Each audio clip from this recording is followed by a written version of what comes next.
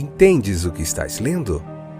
O podcast que te leva através das páginas da Bíblia, livro por livro, capítulo por capítulo. Uma exposição bíblica emocionante. Aperte os cintos e embarque comigo nesta viagem.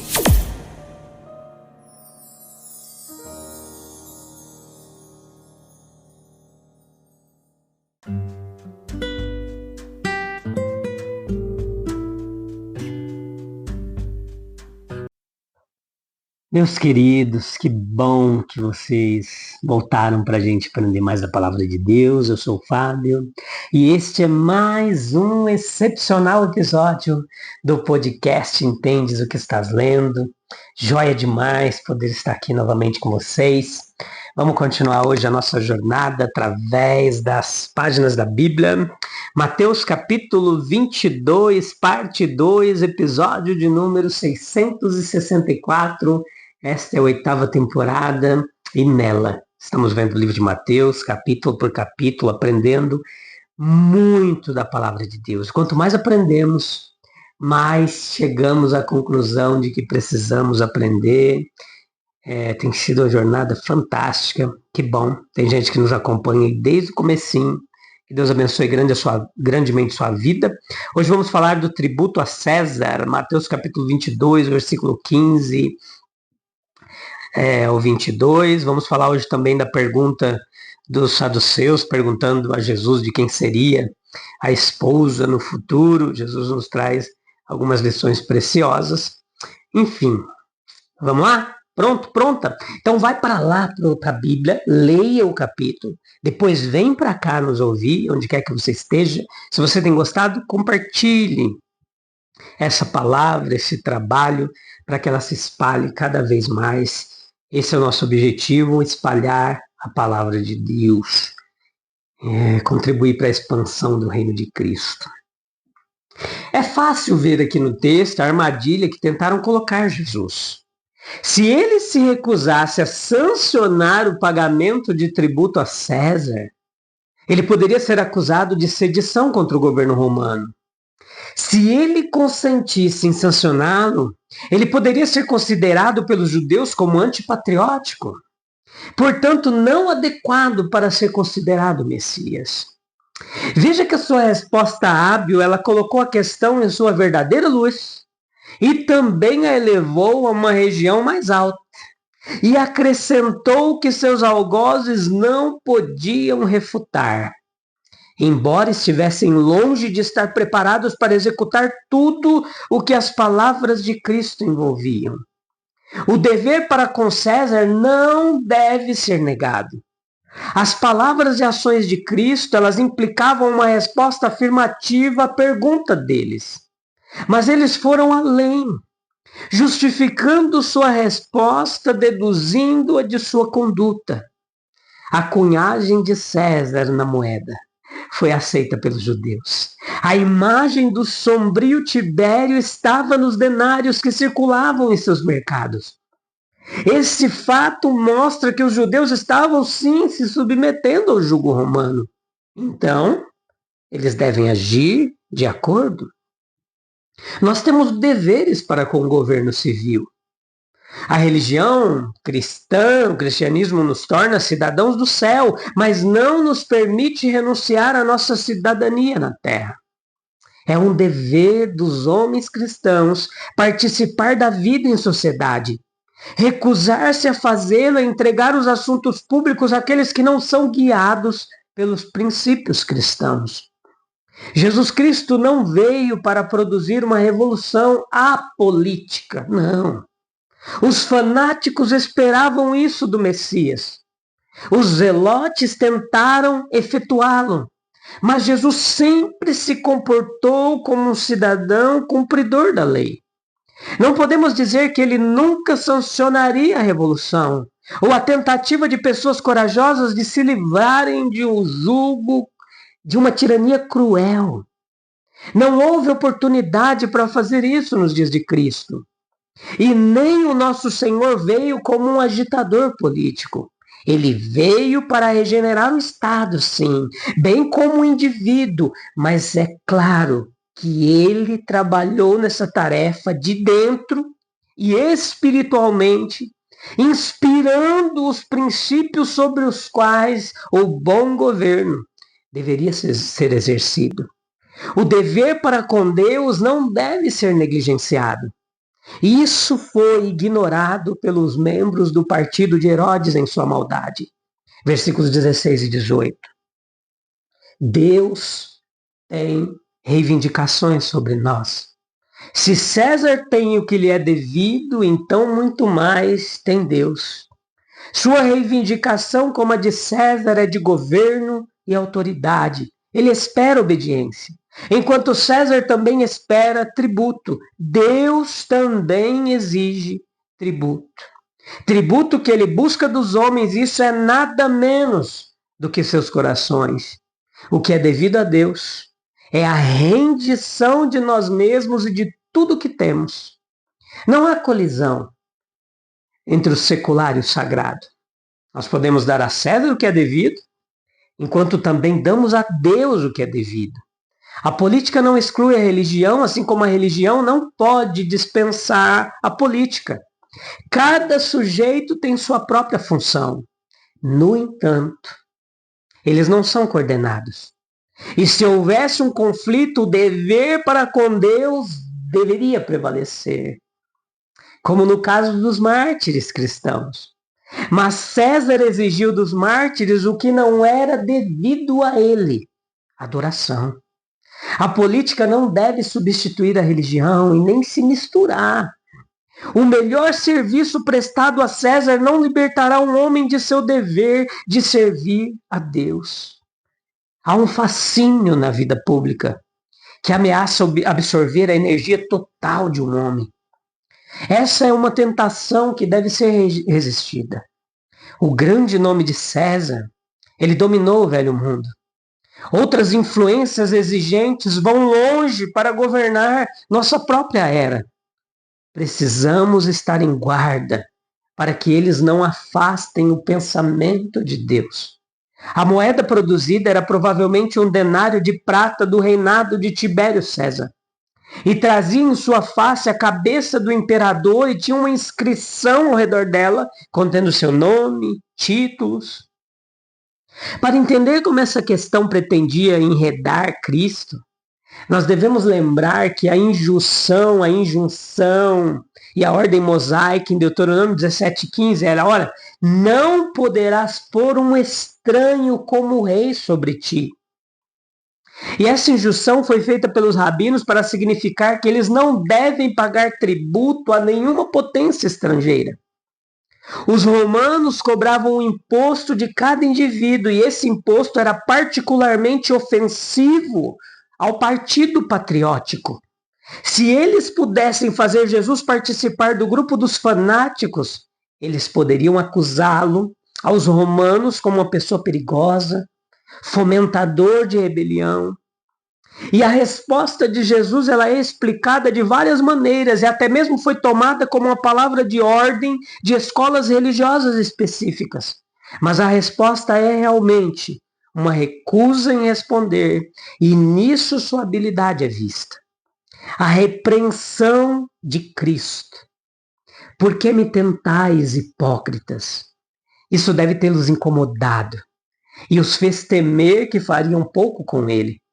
Isso impressionou o povo que estava ouvindo e os fez sentir de que ele era mais do que páreo para os acusadores. O pedido de Cristo foi: mostre-me uma moeda. Como tinha que ser uma moeda em que o tributo a César pudesse ser pago e não um shekel com qual os pagamentos em apoio ao templo de Deus eram feitos, tinha que ter a cabeça do César reinante nela. E Cristo evidentemente a examinou à vista do povo que estava observando ansiosamente e ele fez seus questionadores dizerem distintamente de quem era a imagem na moeda. Não era o templo de Deus, era César. E a resposta de Cristo então é de César? Então não é nada para mim, eu sou servo de Deus, não tenho nada a dizer sobre tal assunto. Não é da minha competência. Se a cabeça de César está na moeda, sem dúvida ela pertence a ele, então dê a ele se for dele. Jesus não tinha autoridade para insistir nas reivindicações de César. Ele veio para insistir nas reivindicações de Deus. E ele pretendia manter sua competência. Se eles quisessem saber alguma coisa sobre a palavra e a vontade de Deus, ele estava pronto para explicar e ensinar. Mas César deveria cuidar melhor de seus próprios negócios e ele cuidaria dos seus. Mateus 22, 28 diz assim: portanto, no dia da ressurreição, de qual dos 7 a mulher vai ser esposa? Pois todos eles casaram com ela. Essa era a pergunta dos saduceus: de quem ela será? O fundamento de toda religião, a existência de Deus, por exemplo, nunca é dada nas escrituras do Antigo Testamento como uma proposição abstrata. Ela é tida como certa. Não é diferente com a luz que a revelação lança sobre a vida futura do homem. Ela veio não em proposições abstratas, não em declarações diretas de Deus, mas através dos anseios de seu povo por vida contínua nele, através da convicção de crescimento no amor de Deus. E em vista disso, os homens foram compelidos a pensar em um estado futuro, nos quais as coisas serão corrigidas, a justiça feita, a compensação feita. Mas essa é precisamente, meus queridos, a visão de questões que suscitaram as declarações mais claras sobre a imortalidade que podem ser encontradas no Antigo Testamento. Leia lá Salmo 73, Jó 19. Mas o argumento usado por nosso Senhor é de um tipo mais fino, sutil. É do fato de Deus se chamar Deus de Abraão, Deus de Isaque, Deus de Jacó. Ele argumenta que esses homens ainda viviam. Parecia uma desonra a Deus lembrar que ele se conectou com Abraão se ele não pudesse mantê-lo vivo.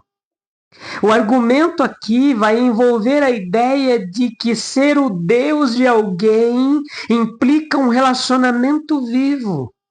O Deus de alguém é aquele que lhe dá vida e bênção, e falar de ser o Deus de uma múmia ou de um punhado de pó está fora de questão. Sabemos que Deus é amor.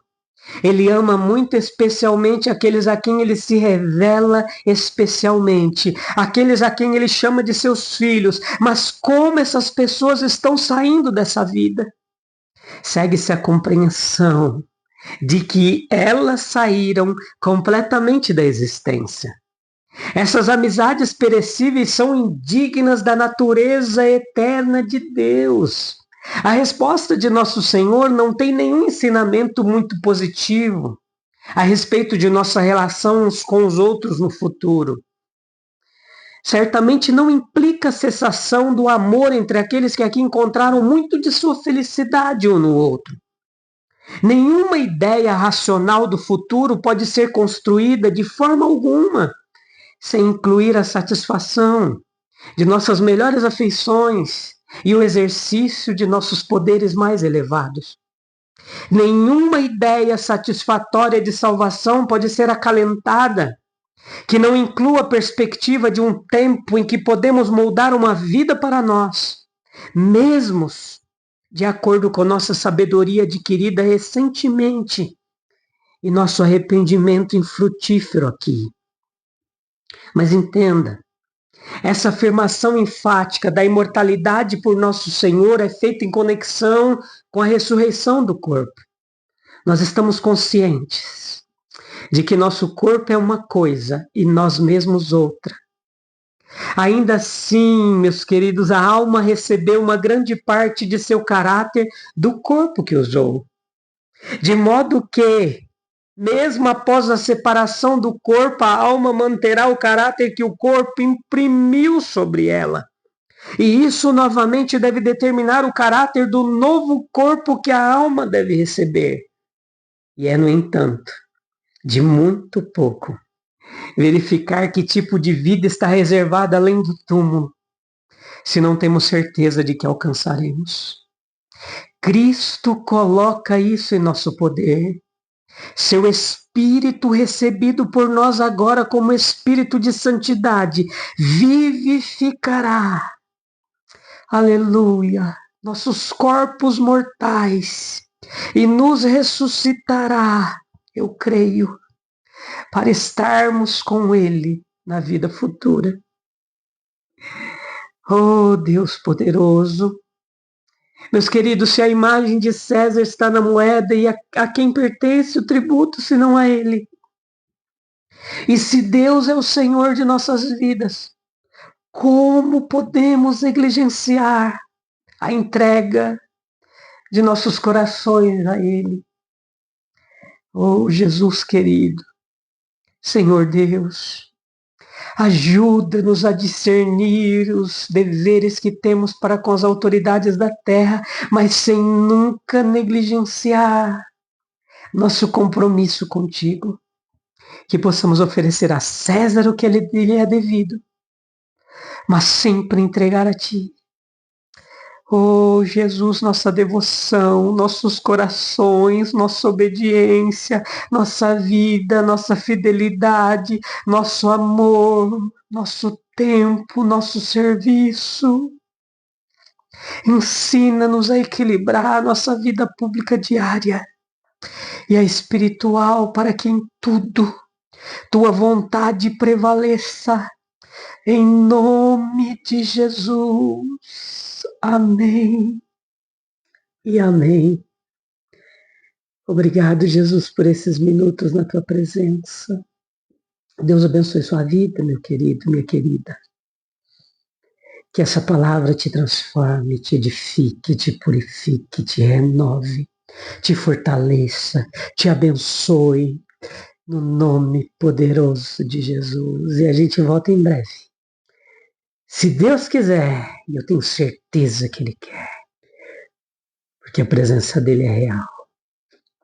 E eu posso senti-la. Deus abençoe sua vida. Um abraço, até o próximo episódio. Tchau, tchau.